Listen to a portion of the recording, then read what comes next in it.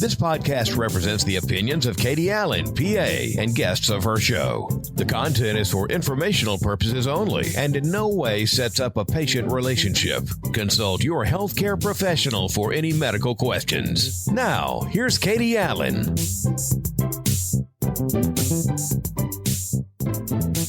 Hello. This is Make Me Pretty, Tomboy Turn Plastic Surgery PA, and I'm your host, Katie Allen. I've been a PA in plastic surgery for nearly 17 years, working in and out of the OR. Today, we are talking about panfacial rejuvenation, and I have Madison Holmes, who is a nurse practitioner, who is well-respected, well-renowned in this area as an injector and also as an educator in our field. She originally became a nurse back in 2012, working in the ICU and the emergency department. And then someone offered you a job in aesthetics while you're in school for nurse practitioner. That's right. Got my start and so grateful for that. And here I am 5 years later. This long later. And I do want to take the time to say 5 years, that's not a great description of how much experience you have. When I think of folks who've been doing this for 5 years, well, it doesn't always look like you're 5 years worth. I'm almost 17 years in. And when we first met, I remember looking at you in a training session that we were doing together. And I was like, you're going to be good. You ask lots of questions. You think of this medical aesthetics, and you want to know things for yourself. And I just wanted to say a big props to that as well as a colleague. Thank you. A lot of folks are respecting you. We respect you a lot. So you're injecting folks. And then you, in addition to that, are doing some education, and we can touch base on this again in a little bit, but where are you injecting at currently? Yes, I am with Timeless Aesthetics of Atlanta. We have two practices, one in Cumming, and our second office is in Brazelton. And that's where I am primarily these days. And I am doing some training with a colleague for JC Aesthetics training. And we travel all over the Southeast, or really wherever anyone will pay us to go. And what's the name of that colleague, by the way? Jennifer Cobbs. You may have heard of her on a previous podcast. Cobbs, yay, we got a woo-woo. And Jen Lightby. It's us three, and we really enjoy helping others become acclimated in the field and do this wonderful profession safely, because that's the most important thing, is to keep it safe. Amen. And we will definitely make sure we have all your contact information at the end of this for anybody who is interested in getting injections with her or in education. I will tell you, though, it's a little difficult to get an appointment with her because she is so popular. So good luck if you're looking for an appointment, but you are lucky if you do have her as an injector and as well as an educator for those that are professionals. Thank you. So now we're getting back to our subject. Dun, dun, dun. Dun, dun, dun. So panfacial rejuvenation, which, let's be honest, I had to Google it to make sure I asked her what we want to do. And so I was like, okay, full face.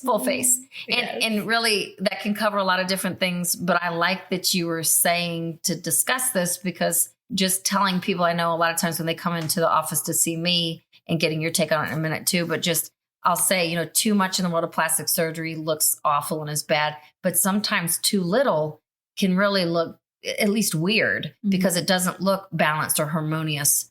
And when you think of panfacial rejuvenation, looking at the full face, what are some of the first things that come to mind for you? Yes. And one reason I like Katie is because both of us are pretty simple. We're not very crazy formal when it comes to having these fancy names. So look, I call it full facial rejuvenation. Uh-huh. You might also hear of it as panfacial or facial globalization. We just want to make sure you look damn good. Okay? We just want to, make sure your entire face looks good. So that's why I wanted to talk about this today. And I agree, sometimes when we say not to over inject, it doesn't necessarily mean to then only inject one syringe. We want to make sure that we're injecting enough to where everything looks balanced when you leave the office. So that's what we're hoping to educate you on today. Because if we're talking about, I know there's a couple different things. Sometimes we're making things just look better, but also if we're talking about aging and correcting some of the things we don't like about aging, it's never just happening in one space, one place. And so I know, like you were saying, one syringe. I rarely, my patients know this, and I think yours as well. Unless it's like lips, maybe it's rarely one area, because usually if we're seeing something change in a certain region, well, it's changing somewhere else. And to make it look most balanced, again, we're going after different zones. Correct. Yes. I mean, aging happens all over the face, all the way down to our neck, our chest, and our hands, unfortunately. And at the end of the day, these are suggestions that I think would keep you looking natural. I never force anyone to do these suggestions, but at the end of the day, they're what I think would make you look the most balanced. And it's my job as a provider to make sure you're aware of what I think the best treatment plan would be for you. So if somebody comes into your office and they make an appointment with you because they heard about it on the podcast, Make Me Pretty podcast, and so they make an appointment and they say, "Hey, Madison, what do you think that I should do for my face?" How does that appointment look for you with them? So an initial consultation is always no pressure. You can come in, just learn about the process. You'll leave with a detailed treatment plan and know your options. And I like to typically start with a background on what brought you in, a medical history to make sure you're a good candidate, and then discuss what your problem areas are. And we look together at a mirror. I don't necessarily point out what I see. I like you to kind of go through and tell me what bothers you first. And then it's my job to kind of fill in the gaps on what would be needed to make what your concerns are. She sounds a little kinder than the way that I do it. Mine is like, here's the mirror. What bothers you the most? And then I say, oh, okay. Good idea. Okay. Now, can I tell you my professional opinion of what I think we should do to make you feel your best? Katie is probably saying what I want to say, but I'm too scared to say it. Yeah, so. I'm a little rough around the edges. But we go through treatment zones. We start head to toe. I look at the entire face. So we start at the temples. We end at the chin, the neck, the chest, or the hands. And basically from there, I give you a treatment plan. It doesn't have to all be done in one session, but it's stuff that I would go towards correcting over several, visits, whether it's 2-3 visits or stretched out over the period of a year to make everything kind of fit together. And from there, I allow people time to ask questions. And I really am big on educating. So I like people to kind of know why I come up with the plan that I do and what filler is, risk, treatment, care instructions, and things like that. So it's pretty detailed consultation. So when you're telling them kind of some things that you can do with Botox and filler, when it comes to skin, are you usually the one kind of instructing them or giving them advice on skin? Are you referring them to somebody else? We have fabulous esthetician and laser providers in our office. I know a lot about skin. And I can obviously answer basic questions, but I feel like a skincare consultation is just as important as a filler injectable consultation. And it really needs its own true dedicated time. Partially because it's so time consuming. It is. Skin is a big topic. It's a big topic, and there's lots of factors in it with hormones and different medications and things like that. So I'll give people some generic information, but I really do refer them to one of our estheticians for a full skincare consult, because look, you can't buy the car without the cover. No, that's a difficult thing for me to see, is a lot of times when somebody will invest partially in something. And I get it. I mean, real world talk is, this stuff's expensive. I often tell folks, I say, look, Oprah would think this stuff is expensive, but hers costs more over there. Yeah.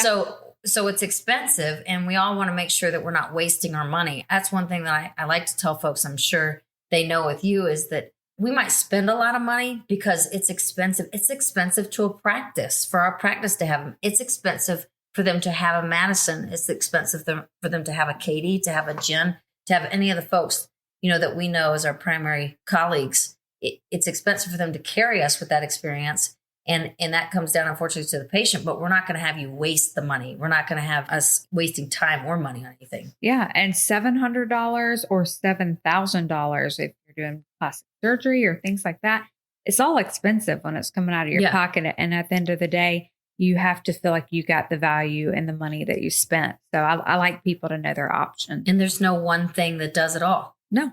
Right. So you're doing Botox and filler is kind of what you're guiding them primarily on. And then telling them really the best thing is with an esthetician that you trust. Yes. To visit with them to see about what is best for their specific skincare needs. Sometimes in treatments, I would think, and then sometimes also in daily skincare. Or if we've discussed in their consult that, maybe they're not a great filler candidate and they really need plastic surgery, then I, send them up your way. Well, that's it. See, I know we get that a lot at our place. Sometimes there comes a point at which it really looks more natural to have some surgical options at least discussed and then some plans made. Usually that doesn't discount, get rid of doing some Botox and filler as well. Correct. But again, all these things can look very natural also if that's our goal, even with surgical options. But I think the good thing is when you're going to see somebody like Madison, you're saying to them, look, I'm trusting you to tell me what your experience has told you already or the things that you've learned. It's difficult. And I know you got to feel like this for somebody to come in. I want to explain everything to a patient. There's not enough hours. There's not enough days. There's not enough years because that information is accumulated over time. Correct. With all the injectables that are out there.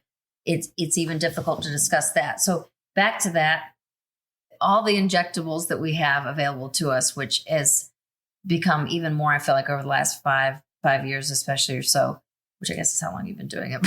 Yes. But there's just so many that are out there, which I think is marvelous that we have so many to choose from. We use different ones in different areas of the face, right?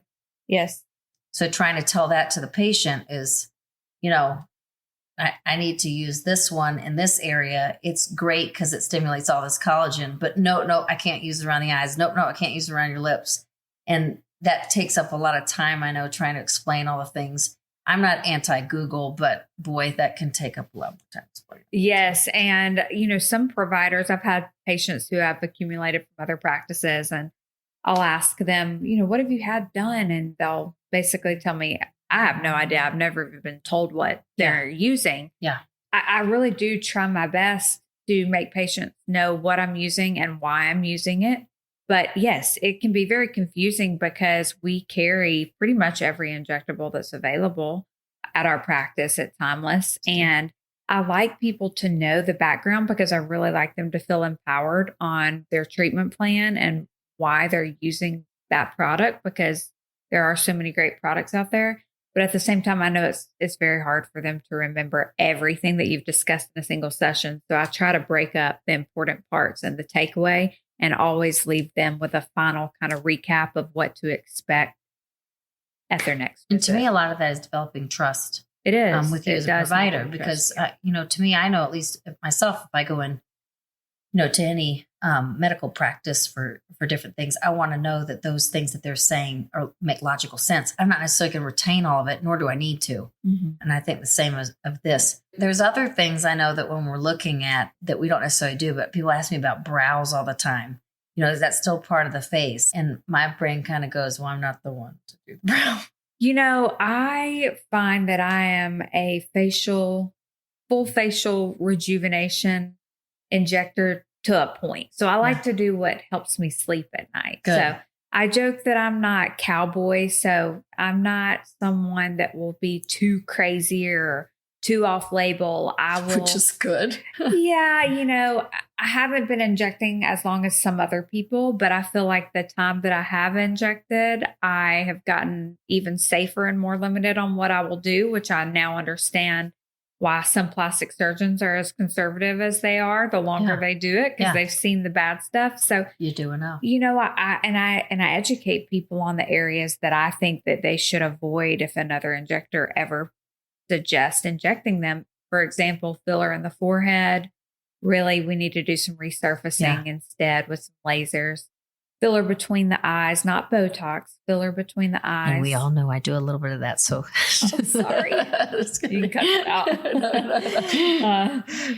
Filler in the nose. I don't do any injections in the nose. And areas that are higher risk for sure. That are high risk. Yes. I don't do because I like to sleep at night. And that's a lot to be said about that. But I do have some great colleagues that I refer to if that's something that the patient is willing to risk and would like treated. I have some people that I can refer to.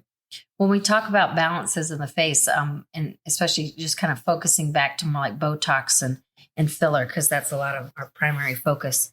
But I don't know if you think about this, but I'd say several years ago, there was a lot of focus on the cheek area, and there still is a lot of this big push and marketing really to do so much in the cheek for lift and pull and all these things. And you watch these folks look very kind of moon-faced, very injected, closing off the eyes, kind of making the eyes look smaller from having too much injected into that cheek area and not really looking kind of at the lower face. At that time, I know we were really just doing jawline injection, really was more with radius back in the day, was the primary thing that was out there before indications came along for the other. And chin, I did not do it until several years ago. Mm-hmm. So the chin for me was left out for a long time. I don't know how you feel about that, but I feel like there's been a lot more push to include all the areas of the face. And like you had said, even starting up with the temple region as well. Yes. Yeah. So my biggest pet peeve is having these jutted cheeks and not having any addressing. No chin.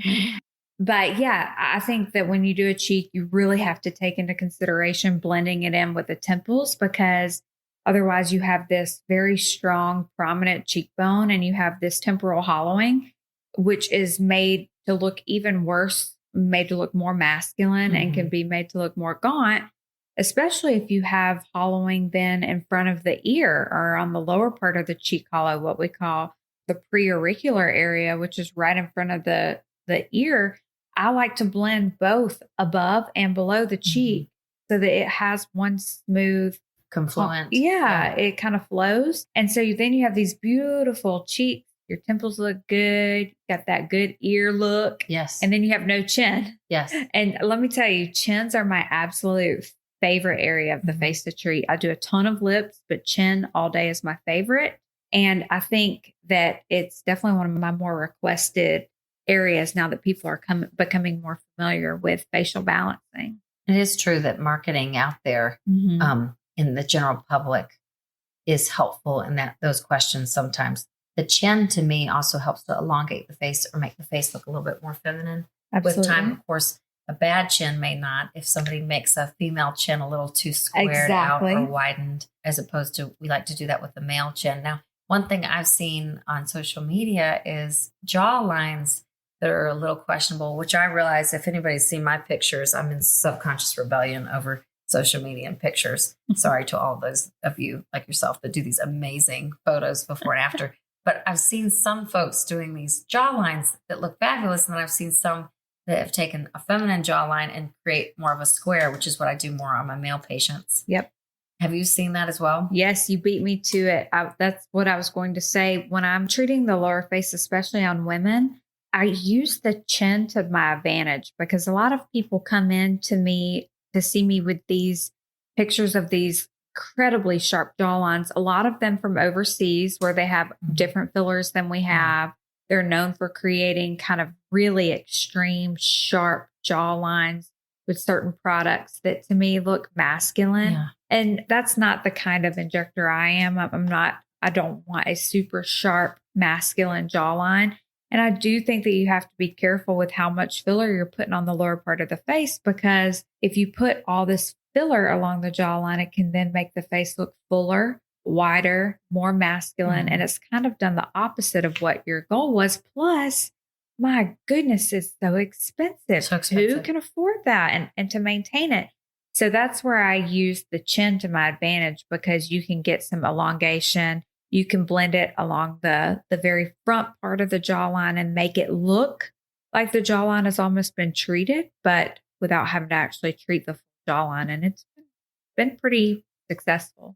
I have a smile that is coming over my face as I was thinking about the amount of syringes that many of us were involved in a trading, which was good by this company. I'll leave the company unnamed because I appreciate you, Mr. Company or Miss Company.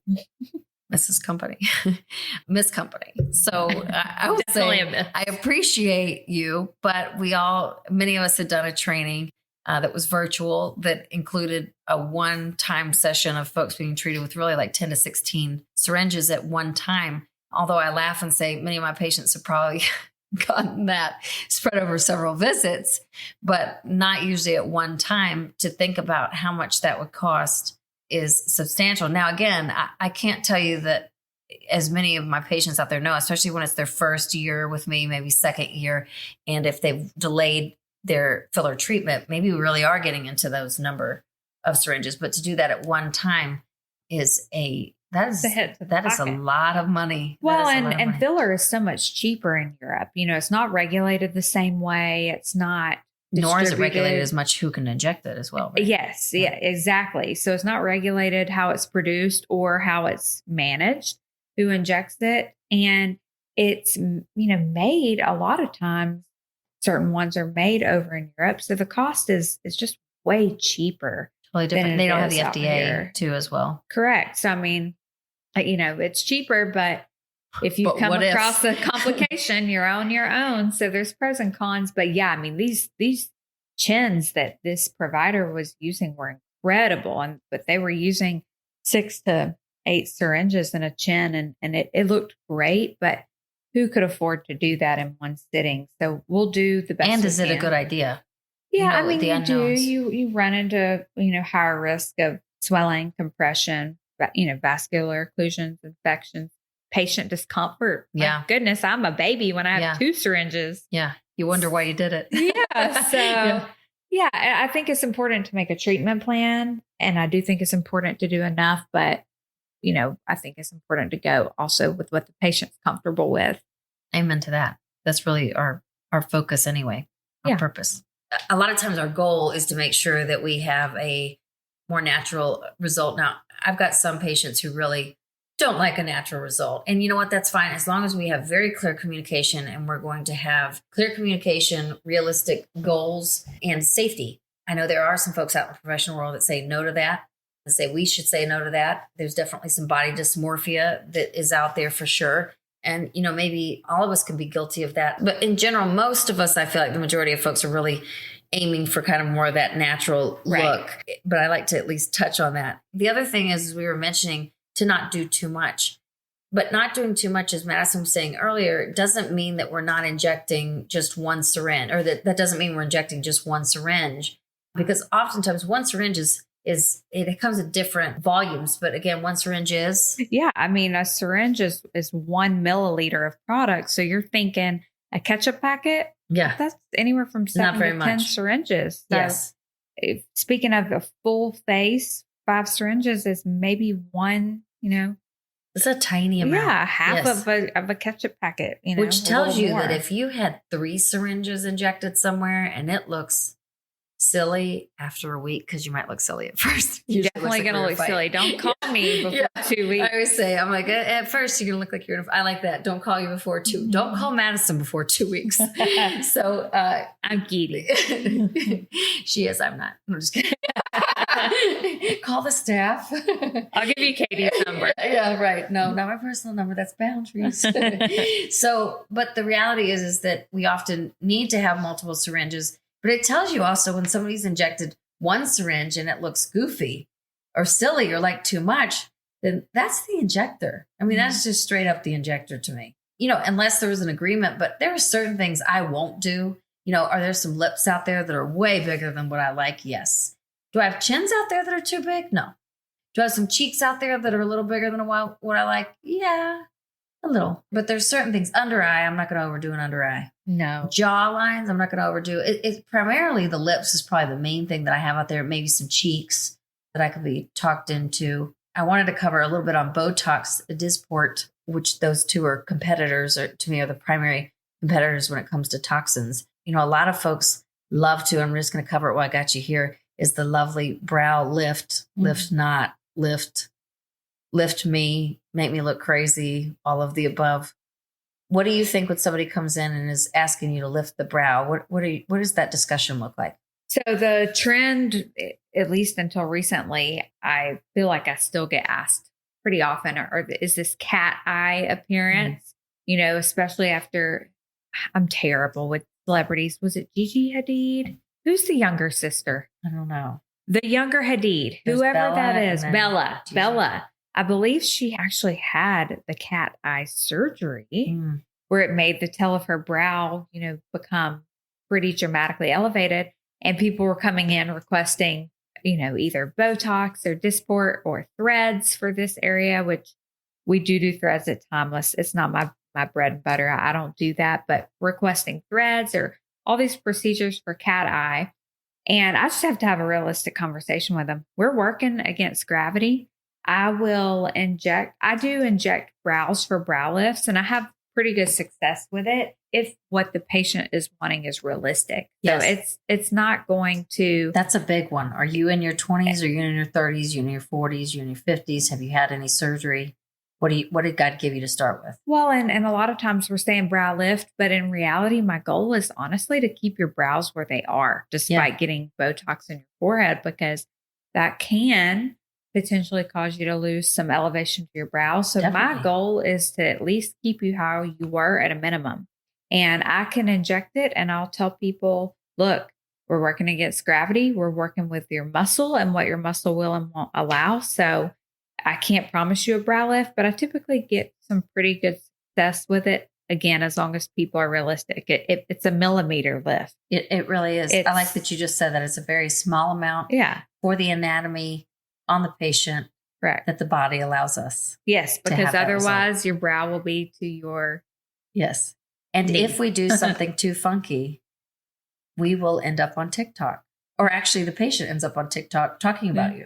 Yes. Oh, gosh. Yes. And hostess girl. And yes, nightmare. Right. And what we all know is don't risk it. Yes. It's our responsibility to say no. And you know what? There's still risks, but they're not permanent. So that's what's great, because we're going to look at safety first. Talk to me about your opinion on threads a little bit. We do threads at our office. I'm trained on them. I know a lot about them. I can basically tell you how to inject them. Again, I just think it depends on the patient, their expectation, and what kind of result they're looking for. Are they okay with something being very natural, or are they wanting this dramatic result? Because then they're going to need plastic surgery. Are they in their 20s and they want a little bit of tightening to their jawline other than laser treatments? Or are they in their 30s and their 40s and their 50s and they have laxity in their skin? They have jowls. They have, skin that. Which is more of the people asking me typically. Yeah, I'm typically getting patients asking about threads that really aren't great candidates. And it's a hard conversation to have with people because, you want social media too. Yeah, unrealistic expectations. You want people to feel good about themselves. But again, like Katie said, you don't want them to spend money in areas that they won't be happy. And threads do have some downtime with them too. To me, they have a little bit more downtime than you do with filler. But yeah, I just want them to know what are their expectations, because most of the time, the people I'm getting who are asking about them aren't great candidates.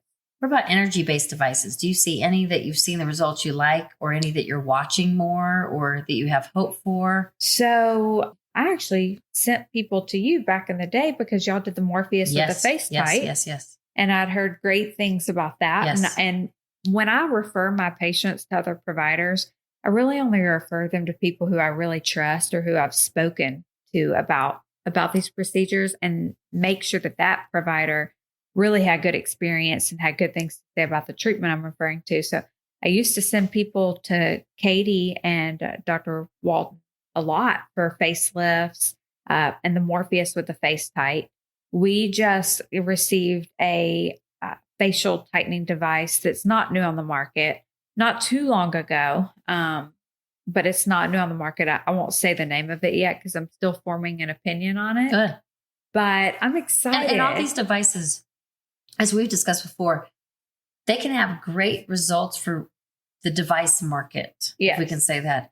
But when we're using a device, devices cost what homes cost. And then there's an upkeep on them. And then there's a provider that's using them, what it's costing that office, and all the gauze and all the other things that we're using. So it's to make sure that is a difficult thing to me, to make sure that we're providing the information that allows people to have the right expectation. And then their minds have got to participate in the expectation that is realistic as well, because the devices don't do it all. We have the face tight. We know that it tightens some tissue because there isn't really another device that's out there maybe doing that. But there are devices like the Morpheus kind of that are in that radio frequency type, and you might have acquired one of those too. But a lot of those things are also, it's not overnight results. You got to wait weeks to months to see the results of that. And they don't do it alone. They're not tightening alone. It's still that I find myself still utilizing those things. And then we're still going to utilize things like filler, Botox. Yes. There's just not one thing. And none of it's still surgery, but even surgery is an option, as we know. When somebody says, well, I mean, she should have just, instead of doing all those fillers and all that stuff, she should have just gone and done surgery. And what we all know is even if she does the surgery, which is sometimes very needed to have even natural results, she's still going to need that stuff to make her look at her very best. You still have to contour around with filler. And not everyone wants to undergo surgery. True. And it's nice to have other options. But they don't do the same thing, but they're all we got. Exactly. And like you said, with the skincare, it all goes hand in hand with the different modalities. I mean, it's unfortunate because it is a lot of maintenance. People are like, goodness, how do I keep up with it? You'll find a way if you want to, if you want it. Once you see kind of how it transforms you, you will make sure that you stick with it. But so I'm really excited to have an option. I'm excited for you because I want to see. Yeah, I'll tell you off. I'll tell you off air what it is. Well, we get to be part of some groups, sometimes small groups of great providers that we get to really bounce some things off of each other very candidly and openly. And that is a really cool thing to do. Just trying to get the best possible treatments for our patients. Oh, yeah. As she said, when we don't feel like we have the best possible option for you, then we refer on. And that's treating your patients appropriately, doing what's best for them, because we want you to have the best results. In the end, it's all about making us feel our best, which is kind of the name of Make Me Pretty. It's funny and a little sarcastic in some ways, just because of the fact that I was a tomboy at heart. But that whole idea that, it's okay to grant ourselves permission to feel pretty. And boys, you may not be listening if you're boys, but there's a lot of guys that are out there that we're treating. And whether it's that we're wanting to feel pretty, but maybe you're wanting to feel your most confident, wanting to look your most rejuvenated, to look like we're not as fatigued and things like that, because that affects our lives in the corporate world, in the medical world, professionally, socially, how we view ourselves, confidence. I mean, it is what it is. Oh, yeah. Let me tell you, especially since COVID, when COVID happened, everyone had the mask on. So all you could see were people's eyes. So I saw this crazy shift. I'm sure you did too, to the upper face. And I received more men seeking aesthetic treatment since COVID, and that have continued with it. They don't want to look angry since all you can see are their eyes. So what brought them in were their 11 lines, the glabella between the eyebrows. And then, they get interested. And once they see how that looked, they're like, oh, my under eyes look a little tired. I feel like I need. They're following to me the trend of the females. They are. They want to look good. You can do this stuff and not look silly. Yeah. And I can still be a dude. Exactly. They want to look good. And queens, don't worry. I didn't forget you. Oh, I love my queens now. Everybody can be involved. Everybody can get something, and we can all look at the goals. Yeah. Yeah. So I think it's important to find someone who you click with, who you feel like understands what your priorities are, and stick with them when you find them. Please Amen. Please don't hop too much unless we give you permission. Yes. What do I say? As long as it's somebody that I approve of. Yeah. And especially if somebody lives, sometimes I've got folks, living farther away, coming in for filler. And I'll often say, it's not silly to find somebody a little closer to you, but especially when it comes to filler, this is a little public service announcement to say, listen, I know that on social media that my colleagues over here are great with reversing things. I'm great with it, but it is not my favorite thing to do. It is annoying to me. So, if you're coming to me for the first time, that's fine.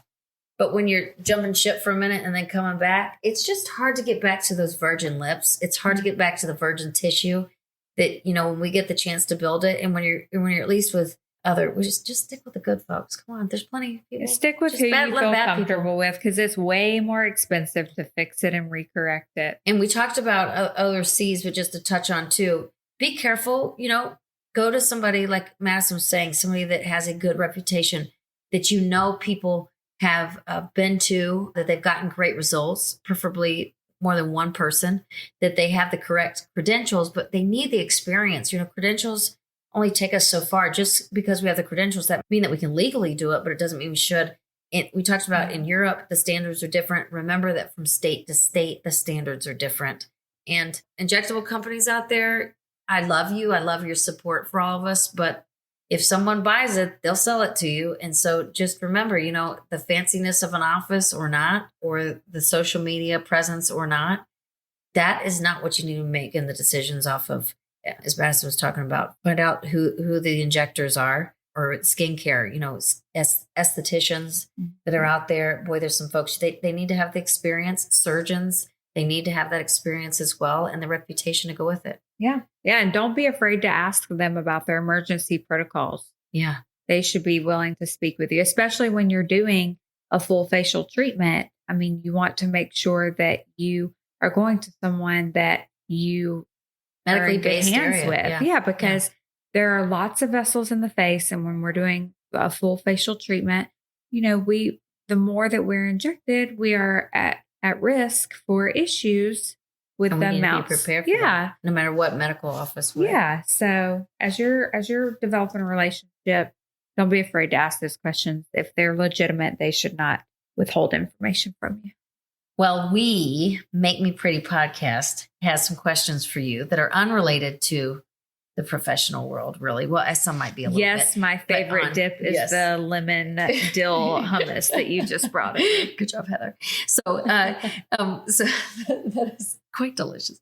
So we're going to go through and ask you a couple of questions just to get to know Madison Holmes, nurse practitioner, a little bit better. And again, she works at Timeless Spa as well as Timeless Aesthetics of Atlanta. Okay. And we have a training company, JC Aesthetics Training. And I will have all of that listed as well, that you can see that on the podcast information, and we will post that as well.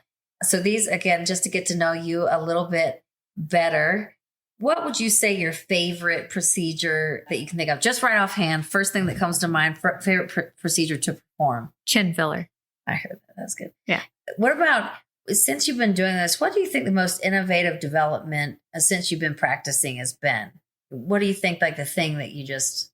I would say not so much of a development as a technique. I love the technique of using microcannulas to inject filler. Okay. Microcannula is a device that's kind of like a piece of very firm plastic, aluminum. It looks like a needle, but it's not. And it just really reduces bruising. Yeah, it has a dull tip on it, makes it safer. It's weird, but patients tend to prefer it over the needle. So technique using microcannula. What's the biggest sham you've seen out there?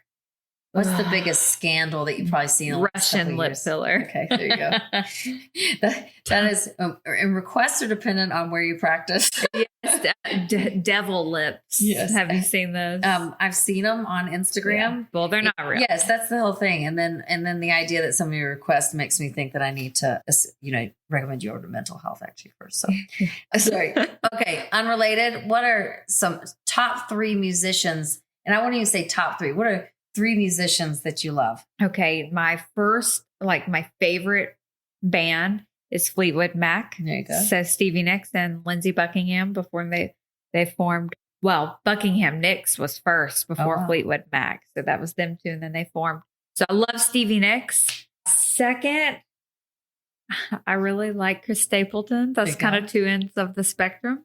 Yeah. And then third, I would say great music is. Yeah. Still soul in both of those. Yeah. Yeah. But then I might, throw the third one in with a little twist with some Post Malone. There you go. He's a good guy. Oh, it's great.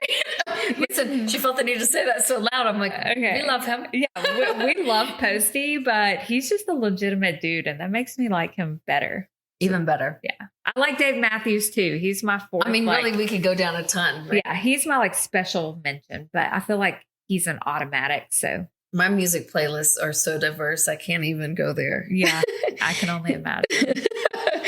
Okay. So what is your favorite recreational activity or one? I love trying new restaurants. Okay. And what's your favorite cuisine then? Oh Gosh, don't make me choose. Or maybe name for me some restaurants, even in this area, Atlanta area, or oh gosh, you can't make me do that. Well, we did talk about even a North Georgia restaurant. I love tapas. Yeah. So anything where you can try a bunch of different unique things. I would say probably one of my favorite restaurants right now in Atlanta is Kevin Rathman's Steakhouse. It's really good. But something more unique in Atlanta, I love Lily Sushi in Alpharetta. Oh, so good. And other than that, I would say my second and third is being out on the lake, being outside in general, and water. Yeah, we're in the South, so football. Yeah. Football. She's covering good stuff. If you weren't a nurse practitioner in aesthetics, what would you want to be? Anything. I would say just whoever it is that samples the wine before it's approved. Yeah. Without the calories. Without the calories. Yeah. Yes. I would say a professional wine sampler. Okay. Can we create that job if that's I think I'm going to make it for you. Yeah. Once you get past this period of this season of your life. Yeah. Then we might need to do a little wine sampling, which means I'm going to need a ride. Yeah, that's fine. I need a ride. Thank you so much, Madison Holmes. Thank you for coming having me. Getting just to pick your brain about a multitude of things. Again, I know you're so well respected in our area, colleagues, other professionals that are around the states, as well as your patients love and adore you. And I only have great things to say about you, and just excited to see thank you. All the things that your future holds, that some of our futures all hold together, and appreciate the tight-knit community of happens to be a lot of female injectors and professionals just all working together to try to build each other up. I'm honored to call you a friend, and I'll send you that Venmo later for saying all those nice things about me. Right. Thank you again, Madison. Thank you. Thank you.